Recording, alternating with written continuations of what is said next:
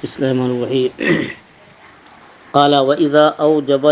أوجب أحد المتعاقدين البيع فالآخر بالخيار إن شاء قبل في المجلس وإن شاء رده۔ جب متعاقدین میں سے کسی ایک نے بیع کا ایجاب کیا تو دوسرے کو اختیار ہے، اگر چاہے مجلس میں بیع کو قبول کرے اور چاہے تو رد کر دے۔ ہم بتا چکے ہیں کہ بائع اور مشتری دونوں میں سے جس کا قول پہلے ہو اسے ایجاب کہتے ہیں۔ مثلا بائع نے کہا کہ میں نے اپنا یہ سامان اتنے روپے میں فروخت کیا تو یہ ایجاب ہو گیا۔ مشتری نے کہا کہ میں نے اسے قبول کیا تو یہ قبول ہوا۔ اور اگر مشتری یہ کہہ دے کہ آپ کا یہ قلم میں نے 10 روپے میں خریدا اور بائع کہہ دے کہ میں نے فروخت کیا، تو مشتری کا یہ کہنا کہ میں نے اتنے میں خریدا یہ ایجاب ہے، اور بائع کا یہ کہنا کہ میں نے 10 روپے میں فروخت کیا یہ قبول ہے۔ تو جس کا قول پہلے ہو، چاہے وہ بائع ہو یا مشتری، تو پہلے والے کے قول کو ایجاب اور دوسرے کے قول کو قبول کہتے ہیں۔ یہ حال نکاح میں ہے کہ ایجاب و قبول کی زوجین میں سے جس کا قول پہلے ہو ایجاب ہے۔ مثلا مجلس عقد میں وکیل کہتا ہے کہ میں نے ہندہ بنت زید کا نکاح تمہارے ساتھ کیا، تو دولہا کہتا میں نے قبول کیا، تو وکیل کا یہ کہنا کہ ہندہ بنت زید کا نکاح میں نے تمہارے ساتھ کیا یہ ایجاب ہے، اور دولہا کا کہنا میں نے قبول کیا یہ قبول ہے۔ اگر اس کے برعکس جو ہے دولہا پہلے کہہ دے کہ میں نے ہندہ بنت زید کے ساتھ اتنے مہر کے عوض نکاح کیا تو یہ ایجاب ہے، اب خود ہندہ کہے یا ہندہ کا وکیل کہے کہ میں نے قبول کیا یہ قبول ہوگا۔ تو خلاصہ یہ کہ جس کا قول پہلے ہو وہ ایجاب ہے۔ تو عاقدین یعنی بائع اور مشتری میں سے جس نے ایجاب کیا تو اب دوسرے کوئی اختیار ہے، چاہے مجلس میں قبول کر دے اور چاہے مجلس میں رد کر دے۔ اگر قبول کر دے تو یہ بیع لازم ہو جائے گی، رد کر دے تو بیع فسخ ہو جائے گی۔ کہ وہذا خیار القبول، اور اس کا نام خیار قبول ہے۔ اب یہ بتا رہے ہیں کہ جب بائع یا مشتری کسی نے یہ کہا کہ میں نے اپنا سامان بیچا یا تمہارا سامان میں نے خریدا، تو دوسرے فریق کو قبول کا اختیار کیوں ہوتا ہے؟ تو اس کا جواب یہ دے رہے ہیں کہ جب ایک نے ایجاب کیا تو دوسرے کو اختیار ہے، چاہے مجلس میں قبول کر لے اور چاہے تو رد کر دے۔ تو دوسرے کو قبول کرنے کا اختیار کیوں ہے؟ کہا اگر دوسرے کو قبول کرنے کا اختیار نہ ہوتا تو یہ بیع لازم ہو جاتی، جیسے ایجاب ہوا اور بیع لازم ہو جاتی، خواہ اس کی مرضی ہوتی یا نہیں ہوتی۔ حالانکہ بیع کی تعریف آپ یہ پڑھ چکے ہیں کہ مبادرۃ المال بالمال علی جو ہے بے تراضی طرفین، کہ مال کا مبادلہ مال سے طرفین یعنی بائع اور مشتری دونوں کی رضامندی سے۔ تو اگر دوسرے کوئی اختیار نہ ہوتا قبول کرنے یا رد کرنے کا تو اس کی مرضی کے بغیر بیع لازم ہو جاتی، حالانکہ بیع میں جو ہے عاقدین کی رضامندی ہی سے ہوتی ہے، بغیر رضامندی کے نہیں۔ اس لیے دوسرے کو اختیار ہے، چاہے تو وہ رد کر لے اور چاہے تو جو ہے وہ قبول کر لے۔ تو اب یہ بھی جو ہے کہ دوسرے کو اختیار ہے۔ اب یہ سوال ہوتا ہے کہ مجلس تک کیوں اختیار باقی رکھا گیا ہے؟ اب اس میں 3 صورتیں ہیں، یا تو اختیار ہی نہ ہو، تو اگر اختیار نہ ہو تو اب یہ بغیر مرضی کے لازم ہو جائے گی، حالانکہ تعریف بیع کی یہ خلاف ہوگا۔ اب اگر جو ہے دوسرے کو اختیار تو ہو لیکن جو ہے مجلس کے باہر اختیار ہو، جب چاہے قبول کر لیں جب چاہے رد کر دیں، تو اس میں بائع کے لیے دقت ہے۔ مثلا بائع نے کہا کہ میں نے اپنا یہ قلم بیچا اور مشتری نے ابھی قبول نہیں کیا، کہا اچھا ٹھیک ہے میں غور کر کے بتاؤں گا۔ اب یہ غور کرتے رہیں اور صبح سے شام تک 10 گراہک آئے، 10 خریدار اس قلم کے لیے آئے، اور اس نے تو ایجاب کر لیا ہے زید کے ساتھ، اور زید کہہ رہا تھا کہ میں سمجھ کے بتاؤں گا۔ آج پورا دن گزر گیا، کل گزر گیا، 1 ہفتہ گزر گیا، تو اگر اس کی رضامندی ہی پر موقوف رہے، جب تک کہ وہ ہاں یا نہیں نہ کہے تب تک یہ زید کسی اور کو نہیں بیچ سکتا ہے۔ تو اس میں زید کے لیے کھلا ہوا نقصان ہے، دقت ہے، اس لیے مجلس کے باہر جو ہے اختیار نہیں ہے۔ تو اب مجلس میں بھی کیوں اختیار ہے؟ بھئی جیسے اس کے منہ سے یہ نکلا کہ تو کہ یہ قلم میں نے اتنے روپے میں بیچا، تو فوراً بلا تردد یہ ہاں کہے یا نہ کہے؟ کہا ایسا نہیں، کیونکہ سامان خریدنے میں انسان غور و فکر کرتا ہے کہ یہ اس سامان کی ہمیں حاجت ہے یا نہیں، اور پھر جو ہے جتنی قیمت وہ بتا رہا ہے اتنی قیمت کے لائق ہے یا نہیں، تو اس میں غور و فکر کی ضرورت ہوتی ہے۔ تو اگر فوراً ادھر سے اس کے منہ سے ایجاب ہوا اور اسے فوراً قبول پر مجبور کیا جائے تو ظاہر ہے کہ کبھی دھوکہ بھی ہو سکتا ہے۔ تو اس لیے اس میں جو ہے فوراً کرنے میں اور مشتری کا نقصان ہوگا۔ تو شریعت نے دونوں کے حقوق کی رعایت فرمائی ہے کہ مجلس کے اخیر تک یہ خیار باقی ہے کہ چاہے تو قبول کرے چاہے تو رد کر دے، مجلس کے اخیر تک، کیوں؟ تاکہ جتنا غور و فکر کرنا ہے ابھی غور و فکر کر لے۔ اور مجلس کے بعد اختیار نہیں رکھا ہے، اس میں جو ہے بائع کی رعایت ہے، اس میں بائع کی بھی رعایت ہو گئی اور مشتری کی بھی رعایت ہو گئی۔ فرماتے ہیں کہ اور جب متعاقدین میں سے کسی نے ایجاب کیا، بیع کا ایجاب کیا، تو دوسرے کو اختیار ہے، اگر چاہے تو مجلس میں قبول کر لے اور چاہے تو اسے رد کر دے۔ وَهَذَا خِيَارُ الْقُبُول، اور اس اختیار کا نام خیار قبول رکھا جاتا ہے۔ لِأَنَّهُ لَوْ لَمْ يَثْبُتْ لَهُ الْخِيَارُ، کیونکہ اگر جو ہے دوسرے فریق کو اختیار نہ ہو تو يَلْزَمُهُ حُكْمُ الْعَقْدِ مِنْ غَيْرِ رِضَاهُ، تو بغیر اس کی رضامندی کے بیع عقد کا حکم جو ہے لازم ہو جائے گا، تو بیع لازم ہو جائے گی، اور حالانکہ بیع جو ہے طرفین کی رضامندی سے ہوتی ہے، اس لیے جو ہے دوسرے فریق کو ہاں یا نہیں کہنے کا اختیار ہے۔ اب ایک نقطے کی طرف اشارہ کر رہے ہیں، مثلا بائع نے یہ کہا کہ یہ قلم میں نے بیچا، اور مشتری کو جو ہے آخر مجلس تک جو ہے قبول کرنے یا رد کرنے کا اختیار ہے۔ تو ابھی بائع نے ایجاب کیا اور مشتری نے قبول نہیں کیا، تو مشتری کے قبول کرنے سے پہلے بائع کو جو ہے اپنے ایجاب سے رجوع کا بھی اختیار ہے۔ مثلا زید نے کہا کہ یہ قلم میں نے آپ کے ہاتھ 10 روپے میں فروخت کیا، اور بغیر غور و فکر کر رہا ہے، ابھی کچھ نہ ہاں کہا نہ نہیں کہا، تو اس کے ہاں یا نہیں کہنے سے پہلے، انہیں قبول کرنے سے پہلے زید کو اختیار ہے، کہہ دے بھائی اب قلم میں نہیں بیچوں گا، تو اپنے جو ہے ایجاب سے رجوع کرنے کا اختیار ہے۔ فرماتے ہیں وَإِذَا لَمْ يُفِدِ الْحُكْمَ بِدُونِ قُبُولِ الْآخَرِ، تو جب ایجاب نے حکم کا افادہ نہیں کیا دوسرے کے قبول کرنے سے پہلے،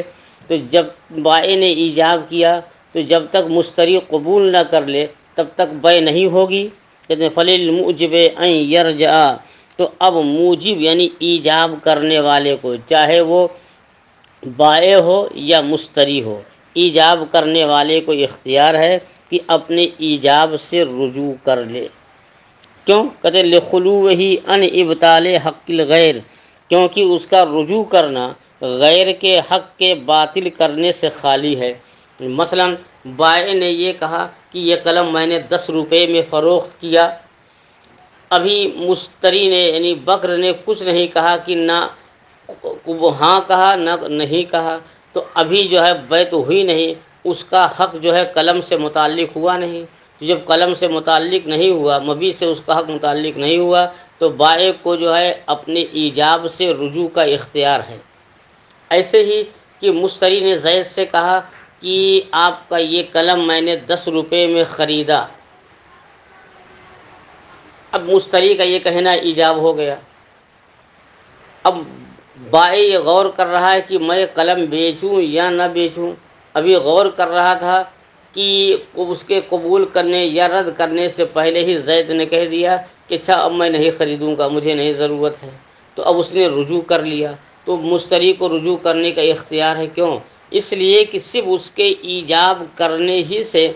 وہ مشتری کا حق یا بائع کا حق اس سے متعلق نہیں ہوا۔ تو جب بائع یا مشتری کا حق اس سے متعلق نہیں ہوتا تو موجب کے ایجاب کرنے سے اس کا حق متعلق نہیں ہوا، تو موجب کو اپنے ایجاب کو واپس لینے رجوع کرنے کا اختیار ہوتا ہے۔ کہتے اور جب ایجاب کرنا یہ دوسرے کے قبول کے بغیر جو ہے حکم کا فائدہ نہیں کرتا، تو ایجاب کرنے والے کو یہ حق ہے، یہ جائز ہے کہ وہ اپنے ایجاب سے رجوع کر لے، کیونکہ اس کے ایجاب سے رجوع کرنا یہ غیر کے حق کے باطل کرنے سے خالی ہے۔ وَإِنَّمَا اب سوال ہوتا ہے کہ جب ایجاب کیا تو فوراً کیوں نہیں قبول کا اختیار ہوتا ہے، اور شریعت نے کیوں اسے آخری مجلس تک جو ہے قبول کا اختیار دیا ہے۔ وَإِنَّمَا يَمْتَدُّ إِلَىٰ آخِرِ المجلس، اور جو ہے قبول کرنے والے کو جو مجلس کے آخر تک جو ہے اختیار ہوتا ہے، اور آخر مجلس تک جو ہے اختیار دراز ہوتا ہے۔ کیوں کہتے ہیں لِأَنَّ الْمَجْلِسَ جَامِعٌ لِلْمُتَفَرِّقَاتِ، کیونکہ مجلس میں جو ہے متعدد چیزیں جمع ہوتی ہیں۔ فَاعْتُبِرَتْ سَاعَاتُهُ سَاعَةً وَاحِدَةً، تو اس کے گھنٹے، اس کے ساعت کو ایک ہی ساعت کا اعتبار کیا گیا ہے۔ دفعاً للعسر و تحقیقاً للیسر، سختی کو دفع کرنے کے لیے اور آسانی کو ثابت کرنے کے لیے۔ کیا مطلب ہوا کہ جب موجب نے ایجاب کیا تو اب دوسرے فریق کو فوراً جو ہے قبول کرنے میں مجبور نہیں کیا جائے گا، بلکہ جب تک مجلس نہ بدلے اسے اختیار ہے، چاہے قبول کر لے اور چاہے رد کر دے۔ کیوں؟ اس لیے کہ قبول کرنے میں غور و فکر کی حاجت ہوتی ہے۔ اب اگر فوراً جو ہے وہ اس کو قبول کرنے میں مجبور کیا جائے تو اس کے لیے نقصان ہو سکتا ہے، غور و فکر کے بغیر خریدے آدمی پچھتائے گا۔ تو اس لیے فوراً مجبور کرنے میں قبول کرنے میں مجبور کرنے میں یہ قبول کرنے والے کا نقصان ہے۔ اور اگر یہ کہا اچھا جب چاہو تم قبول کر کے بتا دینا، تو اس میں بائع کا اختیار ہے۔ مثلاً آج اس نے ایجاب کیا اور یہ چلے گئے، اب غور فکر کر رہے ہیں، 2 دن کے بعد فون کیا، کہا اچھا میں غور کر لوں، پھر 1 دن کے بعد فون کیا، کہا اچھا میں غور کر لوں، تو یہ غور کرنے ہی میں گزار رہے ہیں، اور ادھر جو ہے دوسرے خریدار آ رہے ہیں، اب وہ بیچ بھی نہیں سکتا کیونکہ ایجاب کر چکا ہے، تو اگر نہ بیچے تو بائع کا نقصان ہے۔ تو اس لیے مجلس کے ماورا پر جو ہے اختیار باقی نہیں رہے گا، اور اس کے دفعاً للعسر، تنگی کو دفع کرنے کے لیے اور آسانی کو ثابت کرنے کے لیے، اور آسانی یہی ہے کہ مجلس ہی تک اختیار باقی رہے، تو اس میں جو ہے دونوں کے حقوق کی رعایت ہے، اس میں ایجاب کرنے والے کی بھی رعایت ہے اور قبول کرنے والے کی بھی رعایت ہے۔ فرماتے ہیں اور اس کا خیار دراز ہوتا ہے آخری مجلس تک، کیونکہ اس لیے کہ مجلس جو ہے متعدد چیزوں کے جمع کرنے والی ہے۔ مثلا ایک ہی مجلس میں کوئی شخص جو آیت سجدہ متعدد مرتبہ پڑھے تو اس پر جو ہے ایک ہی آیت متعدد بار پڑھے تو اس پر صرف ایک ہی سجدہ واجب ہوگا۔ کیوں؟ اور اگر وہی آیت جو ہے ابھی یہاں پڑھا، پھر 2 قدم کے ہٹنے کے بعد پڑھا، پھر 4 قدم ہٹنے کے بعد پڑھا، پھر 10 قدم ہٹنے کے بعد پڑھا، تو جہاں جہاں پڑھ رہا اس پر اتنی مرتبہ سجدہ تلاوت واجب ہوگا۔ لیکن ایک ہی مجلس میں بیٹھ کر کے 50 مرتبہ وہی آیت پڑھے تو صرف ایک ہی سجدہ واجب ہوگا۔ تو معلوم ہوا کہ مسجد جو ہے متفرق چیزوں کو جمع کرنے والی ہے۔ تو تمام ساعت کو جو ہے جب تک بیٹھا ہے، مجلس نہیں بدلی ہے، غور کر رہا، تو اس کو اگرچہ 2 گھنٹہ لگ گئے تو 2 گھنٹہ نہیں مانا جائے گا، ایک ہی ساعت۔ دفعاً للعسر، اس میں تنگی کو دفع کرنا، کس کی تنگی؟ بائع کی تنگی کو دفع کرنا ہے۔ اگر مجلس کے ماورا تک رہے تو بائع کا نقصان ہوگا، اور اگر جیسے اس کے منہ سے ایجاب نکلا فوراً قبول پر مجبور کیا جائے تو اس میں جو ہے مشتری کا نقصان ہوگا۔ اب ایک مسئلہ کہہ رہے ہیں کہ زید جو ہے گھوڑا بیچنا چاہتا ہے، اسے یہ خبر ملی ہے کہ خالد جو ہے گھوڑا خریدار ہے، گھوڑا وہ تلاش رہا ہے، لیکن دونوں کا گھر کافی دور ہے اور زید کے پاس ٹائم نہیں ہے کہ خالد کے گھر جائے، تو اب جو ہے وہ کسی قاصد کو، اپنے نوکر کو یا کسی کو کہلا سکتا ہے کہ تم جو ہے فلاں جگہ خالد کے گھر چلے جاؤ اور اس سے کہہ دو کہ میں نے اس کے ہاتھ اپنا گھوڑا اتنے روپے میں فروخت کیا۔ اس کا قاصد گیا اور یہ کہا، اب اسے خالد کو اختیار ہے، چاہے قبول کر لے مجلس میں چاہے رد کر دے۔ تو بائیں تو خود نہیں گیا لیکن ایک قاصد بھیج دیا، اس نے ایجاب کیا، تو یہ بھی صحیح ہے۔ یا گھوڑے کا خریدار، اس نے اپنا نوکر ککرسنڈا میں زید کے پاس بھیج دیا اور یہ کہا مجھے اطلاع ملی ہے کہ آپ گھوڑا بیچ رہے ہیں، تو آپ کا گھوڑا میں نے مثلاً 10,000 میں خریدا، اب زید کو اختیار ہے، چاہے جو ہے بیع کو نافذ کر دے یا رد کر دے۔ تو یہاں بائع یا مشتری خود نہیں جا رہے، اپنا قاصد بھیج رہے ہیں۔ اگر بالفرض کوئی قاصد نہ ملے اور جو ہے تحریر بھیج دیں، خط بھیج دیں اور خط کے ذریعے سے ایجاب ہو، تو یہ بھی کیا ہے، صحیح ہے، اس لیے کہ القلم احدی اللسانین اور الخط کالکلام، یہ سب ضابطہ ہے کہ کیسے چاند کا ثبوت ہوتا ہے، تو گواہی سے بھی ہوتا ہے کہ گواہ اگر کے روبرو شہادت دیتے ہیں کہ میں نے جو ہے فلاں مہینے کا چاند فلاں دن فلاں وقت جو ہے فلاں جگہ سے دیکھا ہے، اور اگر جو ہے یہ عینی شاہد نہ ہو اور قاضی جو ہے اپنا فیصلہ لکھ کر کے جو ہے دوسرے قاضی کے پاس دو گواہوں کے ساتھ بھیج دے، اس کو کتاب القاضی الی القاضی کہتے ہیں، اس سے بھی چاند کا ثبوت ہوتا ہے۔ کوئی شخص اپنی بیوی کو زبانی طلاق دے دے، طلاق پڑ جائے گی، زبانی نہیں دیا اور خط لکھا، تحریر لکھ کر کے بھیج دیا کہ میں زید بن بکر ہوں اور میں نے اپنی بیوی یا میں نے تمہیں جو ہے اور اتنی طلاق دیا، جو ہے فلاں دن میں نے طلاق دیا، یا دن بھی نہ لکھے، میں نے تمہیں طلاق دیا لکھ کر کے دستخط کر دے، تو اب زبان سے کچھ نہیں کہا لیکن تحریر لکھ دیا ہے، تو اب تحریر سے بھی طلاق واقع ہو جاتی ہے۔ تو جو کام زبان سے ہوتا ہے وہی کام جو ہے تحریر سے بھی ہوتا ہے۔ تو فرماتے ہیں کہ وغل کتاب و کل خطاب، اور تحریر یہ خطاب کی طرح ہے، وقزل ارسال، اور ایسے ہی قاصد بھیجنا بھی، اگر کوئی قاصد بھیج دے تو قاصد بھیجنے سے بھی جو ہے ایجاب یا قبول ہو جائے گا۔ حتیٰ اعتبر مجلس و مجلسہ بلوغ الکتاب و اداء الرسالہ، اگر تحریر بھیجا ہے تو تحریر کے پہنچنے کی مجلس کا اعتبار ہوگا، جس مجلس میں تحریر پہنچی ہے اسی مجلس میں اسے اختیار ہے کہ چاہے قبول کرے یا رد کر دے، یا جس مجلس میں جو ہے اس کا قاصد پہنچا ہے اور اس نے ایجاب کیا اسی مجلس میں اس کو قبول کا اختیار ہے۔ وَلَيْسَ لَهُ أَن يَقْبَلَ فِي بَعْضِ الْمَبِيعِ، اور اسے یہ اختیار نہیں کہ بعض مبیع کو قبول کرے۔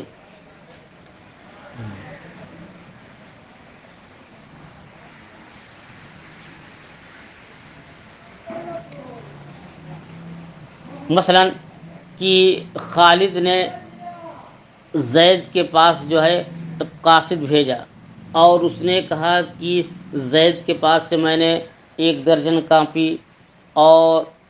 جو ہے فلاں کمپنی کا جو ہے 1 درجن قلم خریدا 100 روپے میں مثلا، تو اب زید کو جو ہے 100 روپے میں ایجاب کیا، اب زید کو اگر بیچنا کہہ دے ٹھیک ہے میں نے 100 روپے میں 1 درجن قلم اور 1 درجن کاپی فروخت کر دیا، لیکن اب بائع کو یہ اختیار نہیں، وہ کہے کہ 100 روپے میں میں نے 1 درجن کا قلم بیچ دیا، اس نے تو قلم اور کاپی دونوں کا ایجاب کیا ہے 100 روپے میں،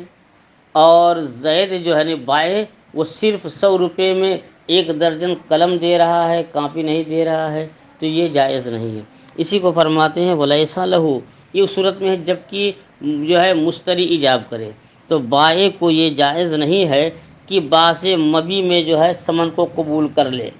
وَلَا أَن يَقْبَلَ الْمُشْتَرَى بِبَعْضِ الثَّمَنِ، اور ایسے ہی زید نے جو ہے خالد کے پاس کہلایا، قاصد بھیجا کہ میں نے 1 درجن قلم اور 1 درجن کاپی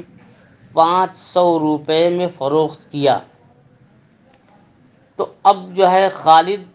کچھ چاہیے کہ اگر لینا تو کہہ دے 500 روپے میں میں نے قبول کیا، اور نہیں لینا تو وہ اس کو رد کر دے۔ لیکن جو ہے اب خالد کو یہ اختیار نہیں کہ یہ کہے کہ میں نے 1 درجن کاپی اور 1 درجن قلم 300 روپے میں قبول کیا۔ بائیں نے تو 500 میں ایجاب کیا ہے اور وہ 300 میں قبول کرے، اس سے یہ اختیار نہیں ہے۔ ہاں، وہ ایک الگ چیز ہے کہ جب بائیں اور مشتری دونوں آمنے سامنے ہوں، ابھی جو ہے بھاؤ تاؤ ہو رہا ہے، وہ کہہ رہا 500 میں ہم دیں گے، یہ کہا ہم 100 روپے میں لیں گے، ابھی یہ تو مول بھاؤ، بائیں تو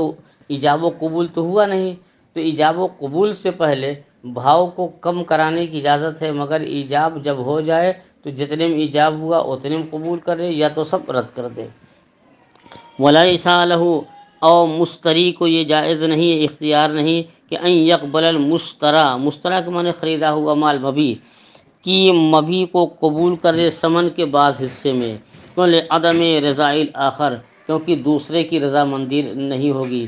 اگر جو ہے بائع جو ہے مشتری ایجاب کرے اور مثلا 100 روپے میں 1 درجن کاپی 1 درجن قلم، اور صرف جو ہے بائع قلم بیچے تو یہ جائز نہیں ہوگا، کیونکہ اب اس میں مشتری کی رضامندی نہیں ہوگی۔ اور اگر جو ہے بائع قلم اور کاپی دونوں کو 500 روپے میں ایجاب کرے اور مشتری کہے کہ ہم نے 300 میں لیا، تو اب چونکہ اس کی رضامندی نہیں رہے گی، اس لیے اس کی بھی اجازت نہیں کہ لیسا لعدم رضاء الآخر، دوسرے کی رضامندی نہ ہونے کی وجہ سے، بے تفرق الصفقہ، صفقہ کے متفرق ہونے کی وجہ سے، الا اذا بینا ثمنا کل واحد، مگر یہ کہ جب ہر ایک سامان کا الگ الگ دام بیان کر دیا ہو۔ مثلا اس نے کہا کہ ہم نے جو ہے 1 درجن کاپی 1 درجن قلم جو ہے 500 روپے میں دیا، قلم کی قیمت 200 روپے، کاپی کی قیمت 300 روپے، تو ہر ایک کا الگ الگ ریٹ بتا دیا ہے، تو اب جو ہے مشتری یہ کہہ سکتے، اختیار ہے کہ میں نے 200 روپے میں قلم خریدا یا 300 روپے میں کاپی خریدا، اور جب الگ الگ قیمت مجموعی قیمت ایک ساتھ بتا دے تب اس کی اجازت نہیں، مگر یہ کہ اذا بینا ثمن کل واحد، جو ہر ایک کا ثمن علیحدہ بیان کر دے، لأنه صفقات مانا، کیونکہ مانوی اعتبار سے اب ایک صفقہ نہیں متعدد صفقہ ہو گئے۔ وَأَيُّهُمَا قَامَ عَنِ الْمَجْلِسِ قَبْلَ الْقُبُولِ بَطَلَ الْإِيجَابِ، اور ایک طرف سے ایجاب ہوا مگر دوسرے نے قبول نہیں کیا، یہاں تک کہ مجلس سے وہ کھڑا ہو گیا، چلنے لگا، تو اب یہ ایجاب باطل ہو جائے گا۔ اور دونوں میں سے کوئی بھی مجلس سے کھڑا ہو جائے قبول کرنے سے پہلے تو ایجاب باطل ہو جائے گا، لأن القیام دلیل الاعراض والرجوع، کیونکہ مجلس سے کھڑا ہونا یہ اس سے اعراض کی دلیل ہے اور رجوع سے اعراض کی بھی دلیل ہے کہ وَلَهُ ذَلِكَ، اور دوسرے کو یہ اختیار ہے علی ما ذکرنا، جیسا کہ ہم نے ذکر کیا ہے کہ صرف ایجاب کرنے سے بیع تام نہیں ہوتی ہے، اور دونوں میں سے کسی کو جو جس نے بھی ایجاب کیا ہو اس کو اپنے ایجاب سے رجوع کا اختیار رہتا ہے۔ واللہ تعالی عالم۔